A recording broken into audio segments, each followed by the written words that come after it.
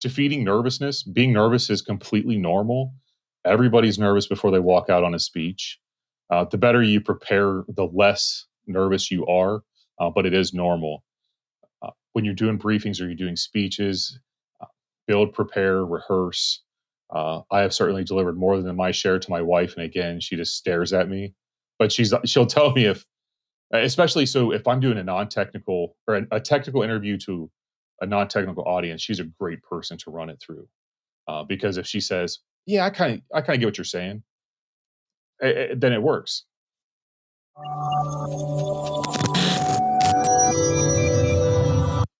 Hello and welcome back to the Cybrary podcast. I'm Thomas Horlocker, your host today, and I'm very excited for today's episode. I have a special guest today, Mark Nibert. How are you doing today, Mark? Doing fantastic. Thanks. Well, great. Let's have you do a brief intro, and then we'll kick off the episode. Sounds good. So my name is Mark Nibert. I'm currently located near Oxford in England. Right now, I also am the chief mentor for Cybrary. So been with them for a little over 3 years now. Kind of helped build the community from, I think, 250, and I think now we're at 12 or 14,000 plus, which is pretty crazy to watch it grow. Outside of Cybrary, I work for the U.S. government. I've done everything from network operations, security operations. I've ran IA, cyber risk, vulnerability analysis, anything you can think of.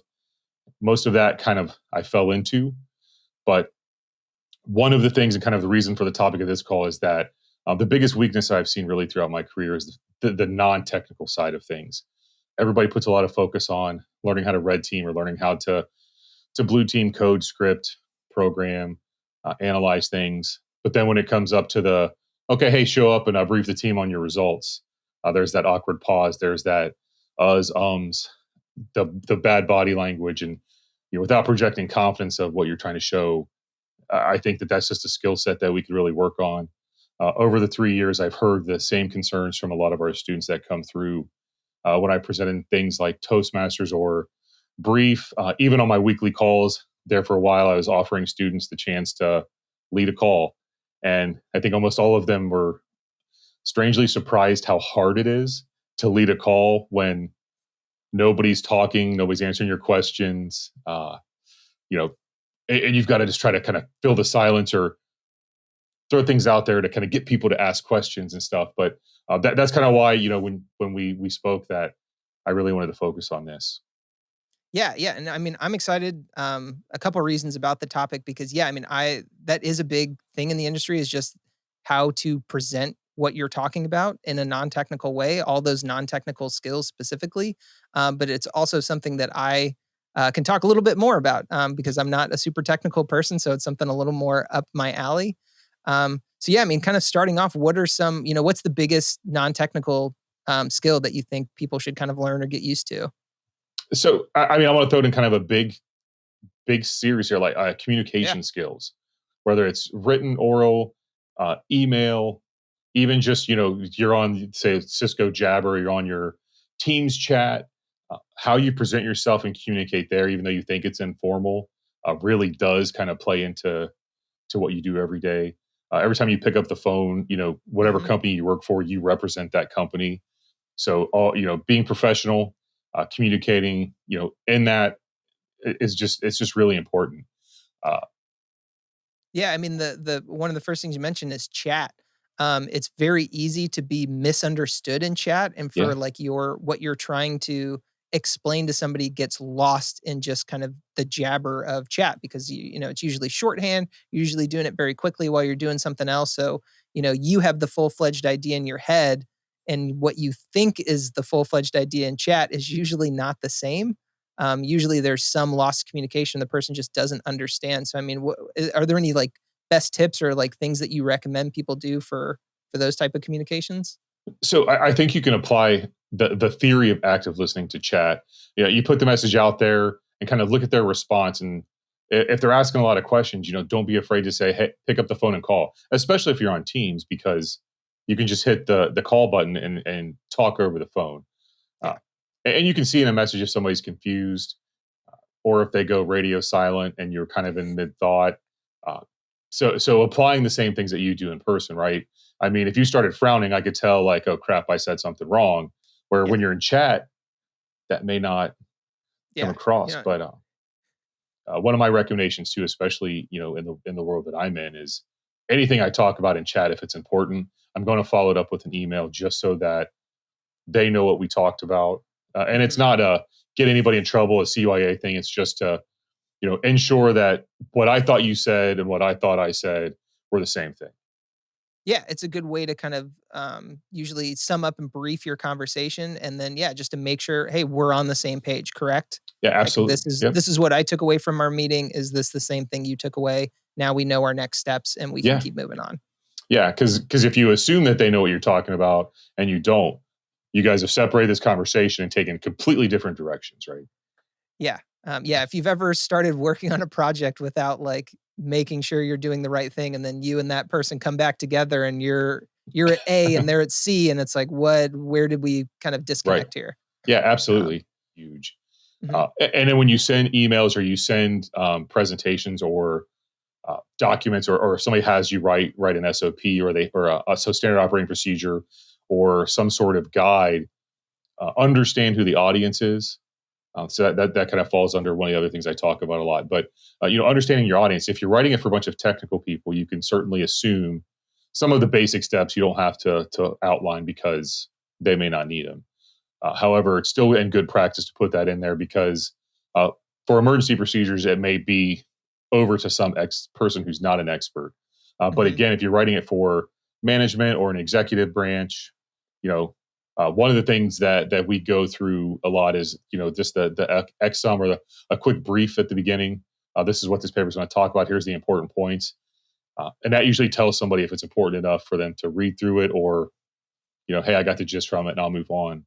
You, Yeah, and I know a big part, I mean, with communication, and you touched on it or you mentioned it very briefly at the beginning, is that, especially in-person communication and being able to express, yeah, those like real technical things to maybe a group of non-technical people. If you're given a presentation or something, I mean, the way that you would go over a set of procedures or something with somebody on your team, I would hope would be different than how you would explain it to me. Right. So one of the things when I worked in Bahrain was we always had VIPs come through, and they would come up to the ops floor, and they would, so if they're not somebody that's super technical, or, they're high enough rank, my guys aren't going to go into how the network's laid out. Hey, these are all of our nodes. This is the technical piece that we're running on it. And here's all of the, it's just going to be, hey, this is our network, and give a high level overview for what they feel is important, which is most of the time how we support this guy or what unit he's with, and this is the benefit that we provide to you. Mhm. And then learning how to craft those conversations. And if it's an internal person to my agency, obviously, we're going to tell them all of the procedures and all of the things that and protocols you've outlined. This is how we do it all. And then depending on rank specialty, you kind of just have to craft that conversation. So I can kind of move into the next thing, which is Yeah. public speaking briefing, and that's a huge key with that. Is that if you're up on a podium talking, you're standing in place, you never get out from behind the podium, and you just stare at your pages or your notes and you just read it. You're not paying attention to the audience, which can tell you, if you say something and a bunch of people kind of do the confused look, you're like, okay. And then you just find a way to kind of fit it in and you reword it, or say, are there any questions? Is that clear? And try to get some people to ask questions, or speak up.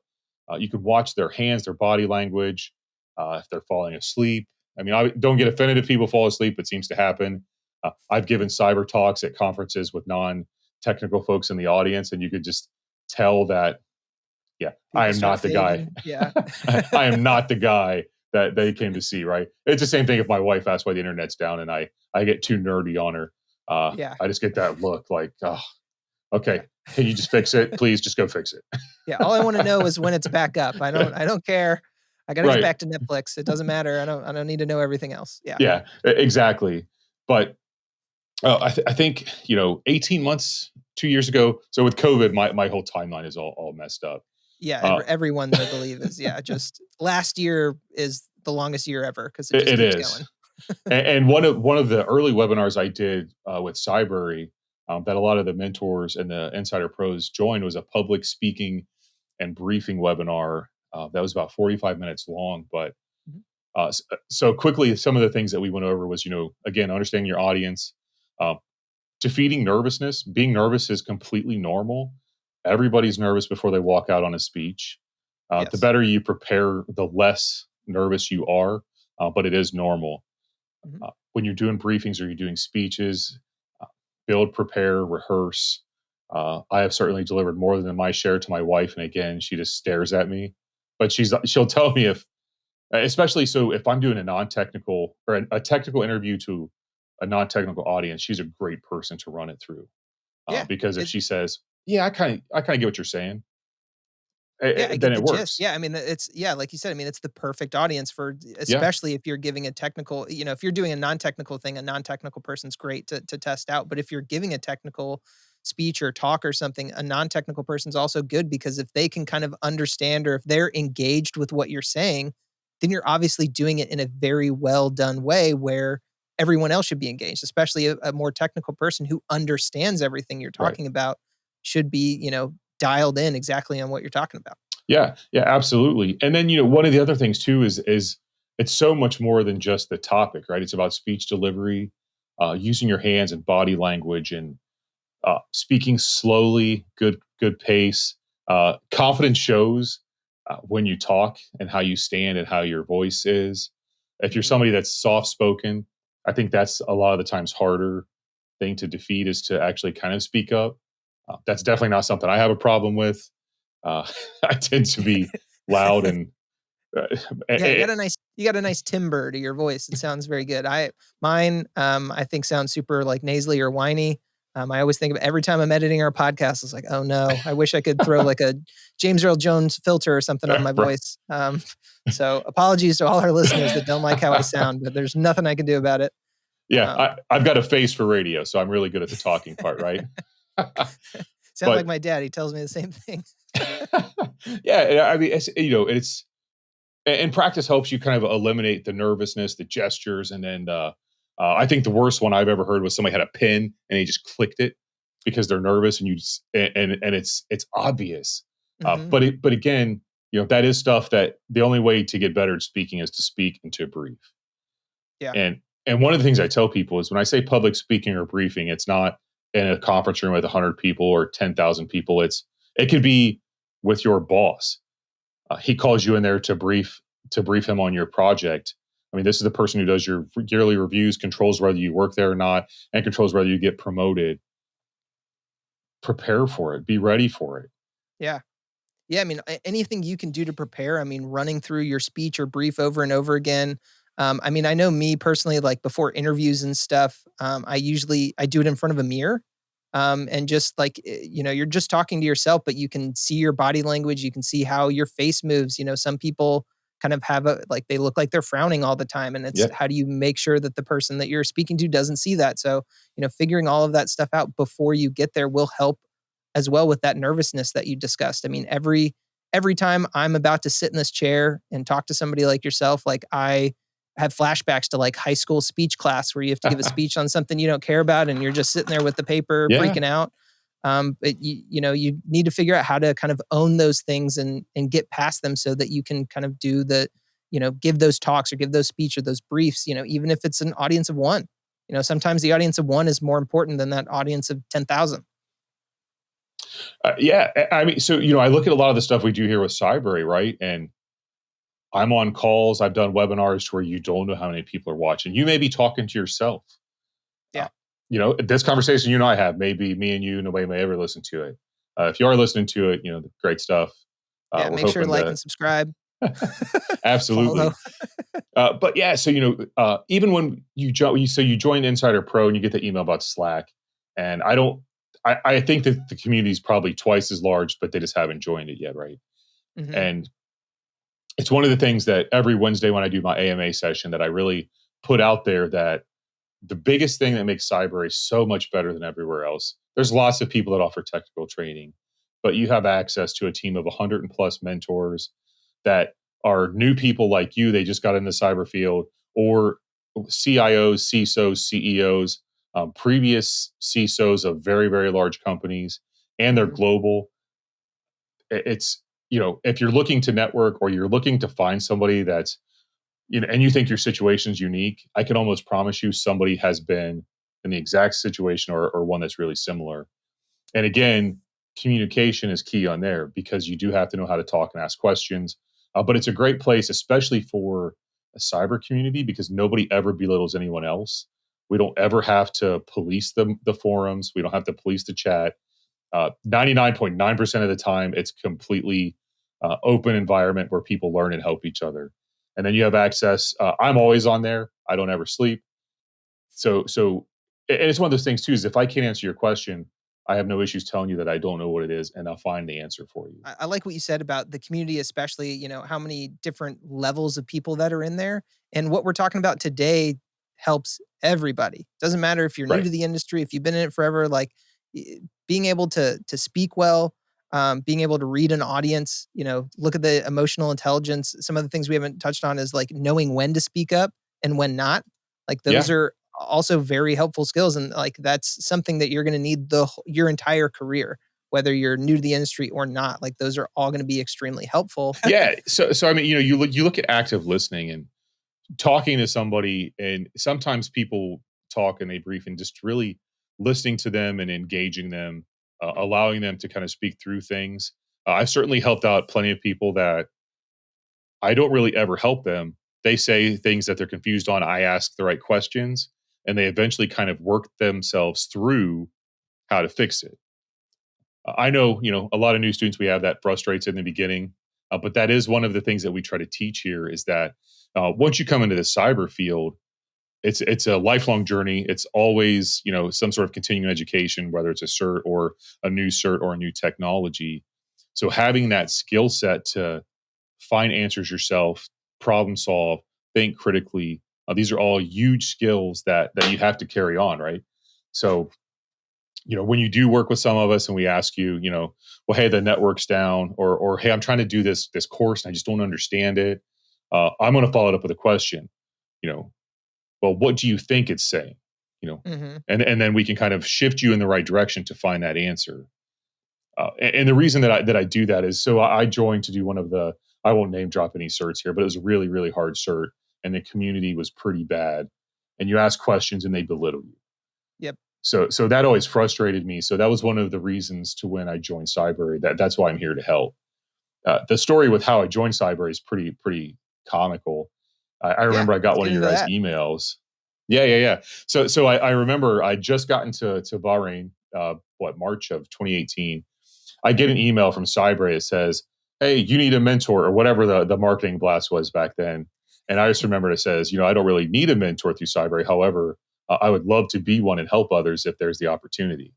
And that was the conversation that started it all. I got a message back from the community manager that said, "Hey, I'd love to interview you." And then Shane Markley, who's still one of the mentors here, he had just started right before me, and him and I did that for a long time, and that's how the whole thing started. But if I wouldn't have replied to that email, I wouldn't be here. And it's Yeah. pretty crazy because teaching people for 3 years, I have probably learned more than I have anywhere else in my career because I just get, I don't know. It's just so great to talk to people. It's kept me engaged. You have to stay up on top of Hmm. everything. Yeah, I mean, you're getting questions from all levels. So, I mean, you're getting stuff that you've done, know, and done 100 times before. You're getting questions of something that you've never thought of before, kind of like you were just saying with, how to Yeah. create a sock lab at your house. You're like, I don't know how to do that, but I can sort of figure it out. I mean, at the previous company that I worked at, I was an engineer. I was a very junior engineer in our DevOps team, and I would always ask my manager, who's always super helpful, questions. And he was like, "Hey, like you need to start learning how to ask the correct question." He's like, "You're asking 5 questions to kind of figure out the same thing. You need to figure out how to ask it in one question." He's like, "You'll find better answers." And, especially, a lot of people are on, get to Stack Overflow and stuff like that. Like, when you're looking for something specific to be done, like knowing exactly what you're looking for and what to search is not really a technical skill, but it is extremely helpful. It's helpful when you're asking questions of people like yourself, mentors, or a manager or something like that, when you can concisely explain what you're looking for, what answer you're looking to get back is extremely helpful to everybody. Yeah, I mean, asking good questions is really important. And then, I think people miss out too on um, having a good boss and how to recognize if you have a good boss or not. Yeah, I mean, like a good boss and a good manager is an unsung hero. It's Yeah, something you don't if you have one on Tuesday or whenever you get back to work, like tell your boss that they're awesome and that you really appreciate them. Because if you've yeah, ever worked for like a terrible boss, it is a complete different game. So like having eh, somebody who is helpful and answers your questions. yeah. So I mean, you hear all these corny things, right? A good leader leads from the front, and it's the absolute truth. A Mhm, good boss will never, they will always try to promote you. A good boss is one that's not going to steal all of your credit and take the credit themselves. You know, and again, I've had good bosses, I've had bad bosses, I've had horrendous bosses. But take each one of those throughout your journey because the bad bosses help you just as much because now you know what you don't want to be. yep. So you can use that as it's always an experience.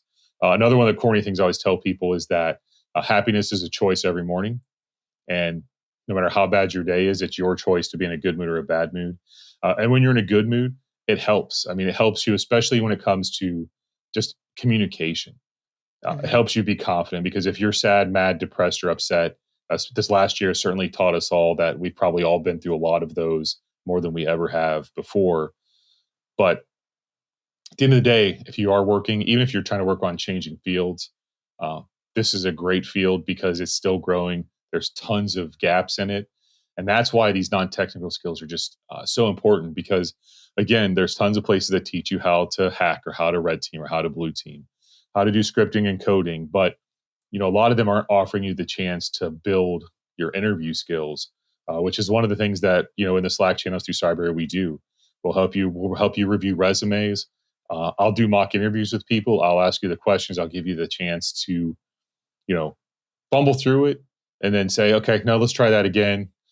Or this is how I would say it. And most of the mentors out there would do the same thing. And it's Yeah. just a great opportunity to really kind of get some practice in.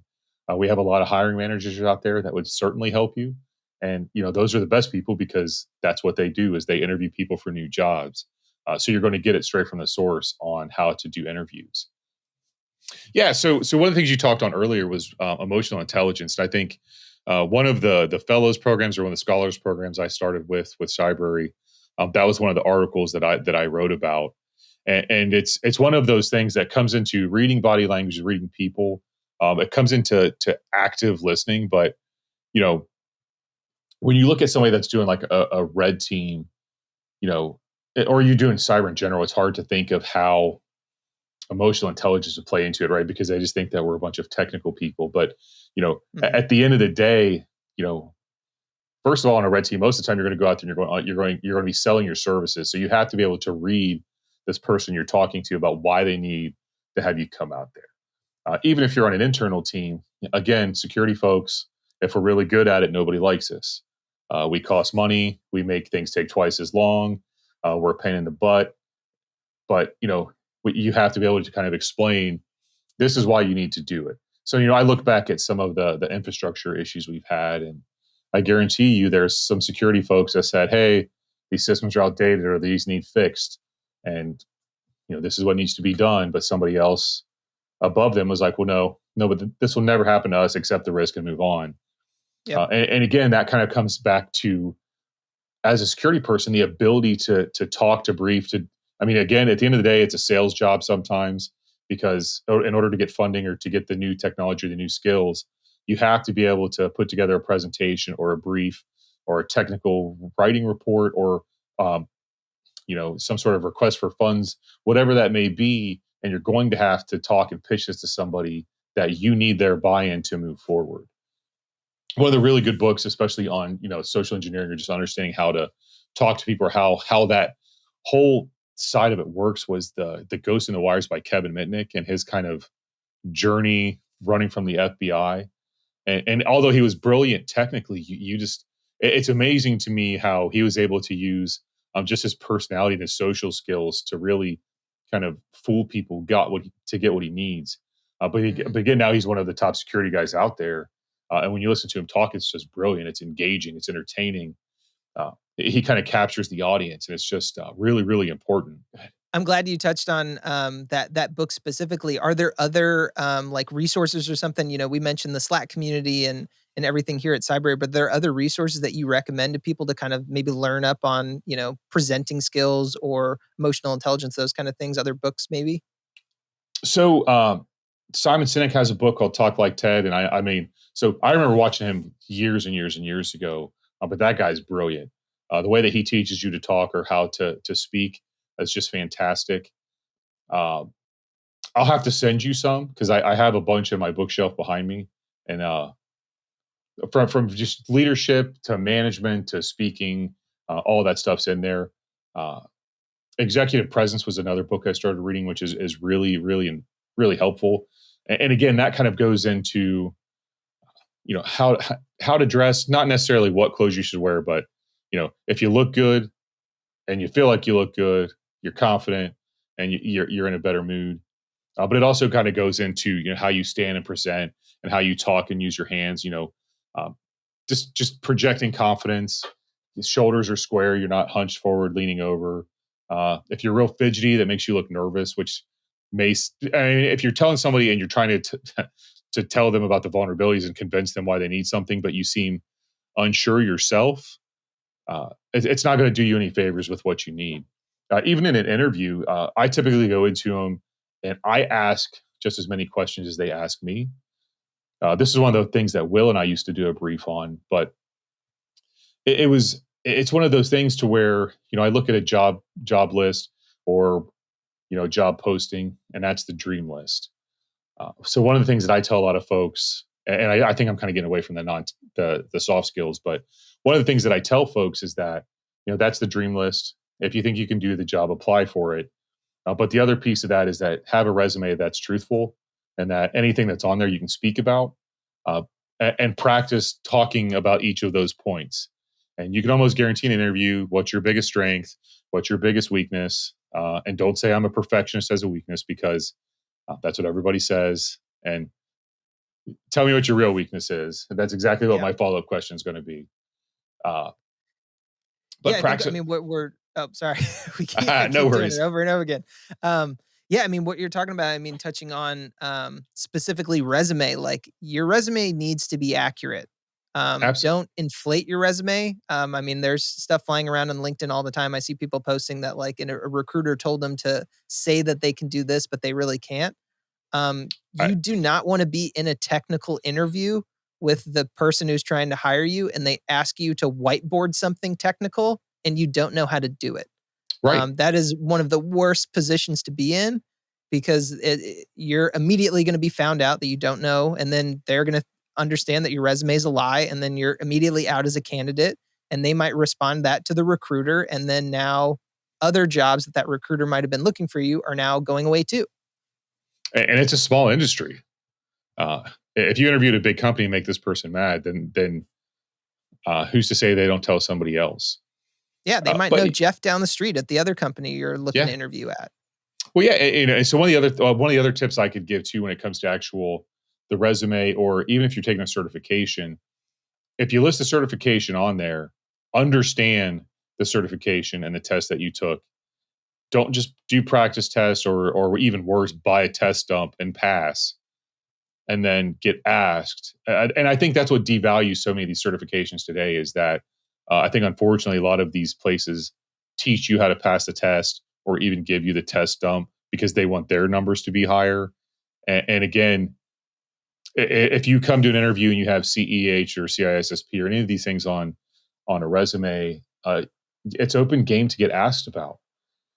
And some simple questions will really quickly identify if you know what you're talking about. Mhm. But so, you know, to kind of continue into soft skills, or let's say non-technical skills. So in order to be successful in Cybrary, or I mean cyber and Cybrary, right? You know, I think time management's key. That's a huge thing.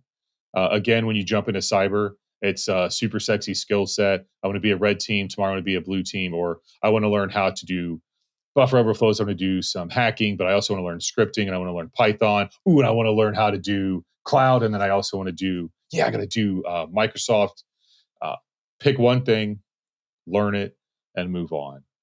Again, there's lots of things that are really important, but do them all well. And it's slower, but it's really important. And that's one of the things that I teach, and that really we talk a lot about. And then cyber is certainly an overused word. It's so large and encompassing nowadays that when you say you want to do cyber, understand what that means. And that's usually my first question: is I want to work in cyber. Well, let's dive into that and understand what part you're looking at. But understand that the to be good in this field, it really takes a lot of focus.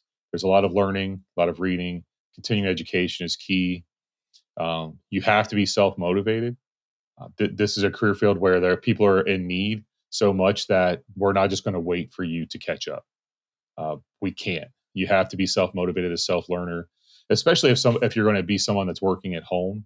Again, present is still great. Just because you're at home doesn't mean you can come to the video chat in your PJs and have scruffy looking hair and look unpresentable, right? Because your camera may be off. Hey, Mark, can you pop on chat? Let me see you so we can have a one-on-one chat real quick. But if you're in like a tank top and, you haven't shaved for a week, right? I mean, these are all small things that leave really big impressions on people. Yeah. I But mean, those things definitely all matter. And, yeah, I mean, how you present yourself, how you look, especially, I mean, a big thing about getting into the cybersecurity industry is people want kind of like the autonomy of working from home or working from anywhere. mhm, There's a lot of those, digital nomads who just travel the world and yeah, work at different, in a specific time zone. But that also those perks also come with expectations. Like you need to be like on time. You need to be like you need to have all of those skills and be ready to do all of those things. You can't just travel the world and think you're going to do this and not have to do actual work. yeah. I mean, and you may have a free schedule, however, you'll have deliverables, and it's definitely one of those things that you have to be self motivated. Working from home can kind of catch people in a rut to where it's hard to stay on a normal schedule. But again, setting up your own office, even if that's just a corner in a bedroom, and get up, get dressed, have your routine, and then do work as you were if you were actually going into an office. Uh, all of those things kind of matter. And one of the things that really, when it comes to studying for this field to break into it, when you look at the time management piece, is that putting up your phone, putting up your iPad, closing everything out, and really dedicating that 30 minutes or 60 minutes that you're studying to what you're learning, instead of 5 minutes, then your phone rings, and then texting, and then doing all that stuff. It takes away from it. So really kind of dedicating that time. And again, I hope that one of the things that we can do here at Cyber is really start to develop some of these courses on public speaking, briefing, how to talk, how to communicate. It'd be great to find some folks to do like a technical writing course on how to do writing. So Mhm. so a little bit about one of the things that I'm currently doing on top of Cybrary, my day job, and being married with 4 kids in the UK, is that uh, I'm now in the United States Army War College, and I'm a civilian who got selected. And so one of the reasons I chose it was because it helps kind of bridge that gap of me not being prior military. However, it's a online master's degree in national strategic studies that also focuses a lot on writing, not just writing, but precise, succinct, uh, technical writing, kind of in one way. It's if they ask you to do a 500 word essay, it's going to be on a very complex topic, and it's straight to the point, to where if somebody read it, they know what they know right away. They can pull out your thesis and identify how this all works together. And again, that was kind of one of the weaknesses that I had. I mean, even when I did my master's in computer science, I think I had one technical writing course, and the rest of it was all technical stuff. Mhm. So you get a lot of technical folks that get kind of dropped into the workplace, and I can't talk, I can't write. I definitely couldn't put a paper together that had coherent thoughts in it at all. I'd be a little bit all over the place. But it Yeah. also kind of helps with, when I give you a oral presentation or a speech, it is different than one that you write out. But and if writing is something that you struggle with, Grammarly is one of the things I pay for that has been a lifesaver for me. It's fantastic. But Again, I time is definitely tough for me. I have to squeeze everything in. I think on top of Cybrary and in my normal job, I spend 20 to 30 hours a week also on my master's program. It goes back to the time management that you were discussing. I mean, especially in this industry because things change constantly. Industry will be different tomorrow than it is today. If Yeah. you want to be, at the front of everything, like you need to keep up with it because I mean, you're not gonna show up at work and somebody's not gonna give you a brief on the new this or that. Like that's something you need to do on your own. It just goes to what you're talking about with time management and kind of that motivation level of understanding that you're going to need to do some things on your own and where to fit that into your day. I mean, what you just described is probably one of the busiest people I've ever heard. Doing a full time job, doing stuff for Cybrary, getting your master's, and 4 kids in a Yep. foreign country is like that is too many things. It's too much but you're still doing it all. I mean, you have amazing time management skills. So it's just something that everyone needs to think about. That everyone's different, but you need to figure out what works for you. Studying for 10 minutes every hour might be what works, or 20 minutes every hour, or something. But figuring out what works for you will Yeah. definitely help you in the long run as you continue working and studying and learning. Yeah. I mean, and one of the unique things that I've kind of got to work through with the War College, right, is that when you look at the scope of people, I'm one of very few technical folks in there, if not one of the only cyber folks. Uh, and I'm bringing a perspective that's a little bit different, and it's been a great learning experience for me because I kind of see how other people think, because I've typically been around technical folks my whole life. So having the questions that they ask me or that come back on the papers or just even in chat or forums, right? It's been a learning experience for me as well. It's been just really really really fantastic. One of the papers I was reading today kind of goes about um, adaptability, and it kind of really fits in with what we're talking about. That moving into leadership, senior leadership, or management, uh, you need to be an adaptive leader and to be able to respond to things quickly. And every day you come in, it's not going to be the same scenario. Or look at COVID, or look at uh, any of the large hacks or breaches or viruses or ransomware. Every day you come in could be a different scenario than what yesterday was. So you need people also that can forward think and that can kind of prepare these scenarios for how to deal with a pandemic, or how to deal with if your office is destroyed, whether it's by a bomb or terrorists or natural disaster, but understanding how that all works together. Uh, and then one of the other things I think people miss out on a lot too is in a position that you're in, believe in what you work for. Uh, there's too many people out there that do it for the 8 to 5, or they do it for the money. Cyber, in my opinion, is not one of those jobs to where you should do it to chase the money, because it's overwhelming, it's complicated, it's continuous learning. If you're chasing a paycheck, you'll get burnout. And I think that this kind of job just really kind of eats at you. Mhm. Uh, One of the other things I've noticed too lately is that there's a new cert that's out by a company, and they actually bring in the soft skill stuff uh, and the communication skills into the certification, which I thought is fantastic. And that's something that I think we're going to have to start doing a little bit more of. I think Mhm. ISC Squared a year or two ago actually put out there soft skills are the largest skills gap in the cyber world. So all of the things that we're talking about here are completely relevant. And it's one of the things that our students have told us that, hey, I really need to get better at speaking. Let's set that up. Let's do that. So if you're watching this or subscribed, email Cybrary, and let's get this rolling. And this is something I think a couple of us mentors could easily put together to go through. Yeah. So just a quick outline on the soft skills, non-technical skills, right? Emotional intelligence, being able to read somebody, to understand how they feel when you talk.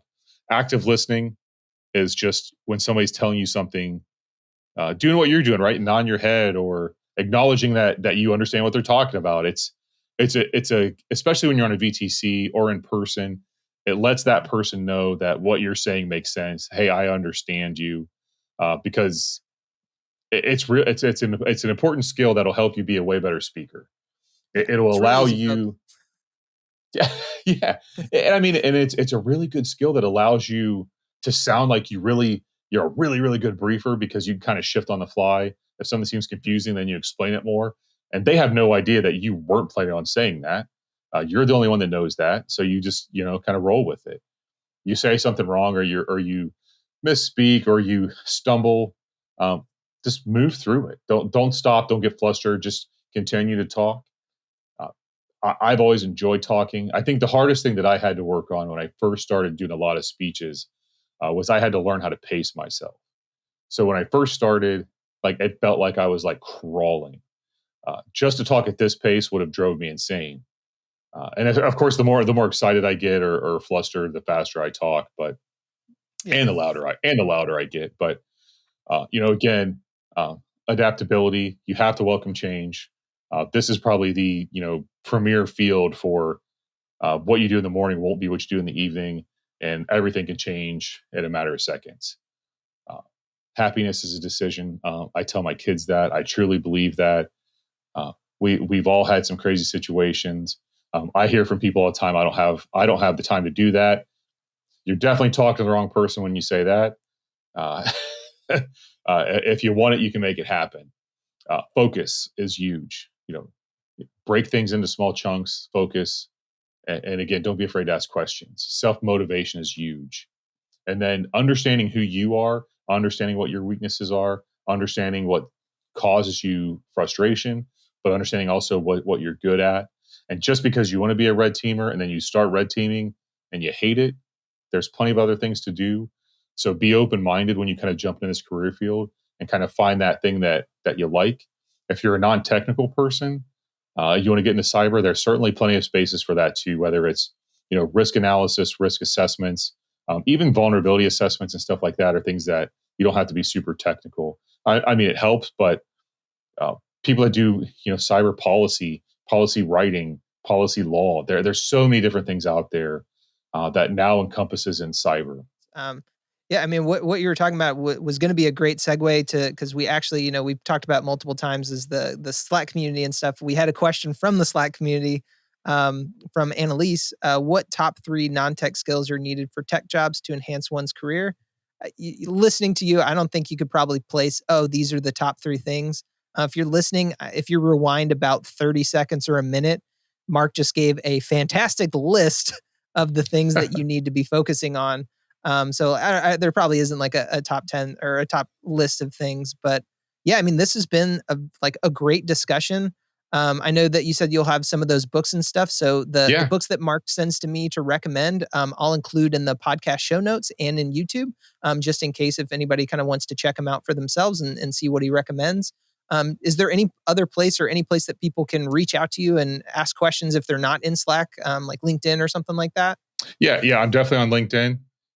You can find me at just Mark Nibert. And then I've got that I work for Cybrary, so you got the right person. Any and all questions are welcome on there.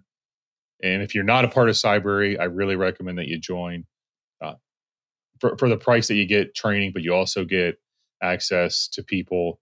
You don't even have to talk to me. It won't hurt my feelings. But you have access to me. You have access to other mentors, senior mentors, and just a huge aggregation of people. And it's not just people in the U.S. I mean, I haven't talked to people from Japan, Turkey, UK here where I'm at. I actually met a couple of people that were in Bahrain. I know some folks in Saudi. We got all of the U.S., Canada. It's a great place to network, and it's not just a network within the U.S. I mean, you can almost certainly find somebody in whatever country you're in that can help you identify how to find a job or what skill sets to work on, because every region's different. But yeah, lots of non-tech skills. I know analyze pretty well, so that's a really good question.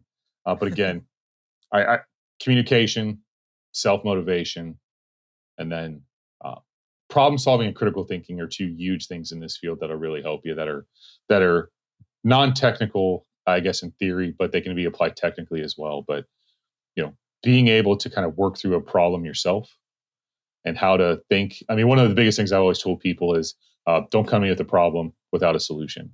I don't want to hear you complain. I want to hear you complain, but then I want to hear how you would fix it. And even if it's not right, let's let's hear what your projected solution is, and then we'll talk through it.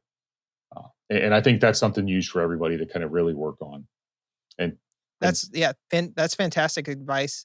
Yeah, I mean, yeah, that great advice. Yeah, don't come with just a problem. Come with a problem and a solution. It might not even be the best solution, but at least you're already started on that thought thread.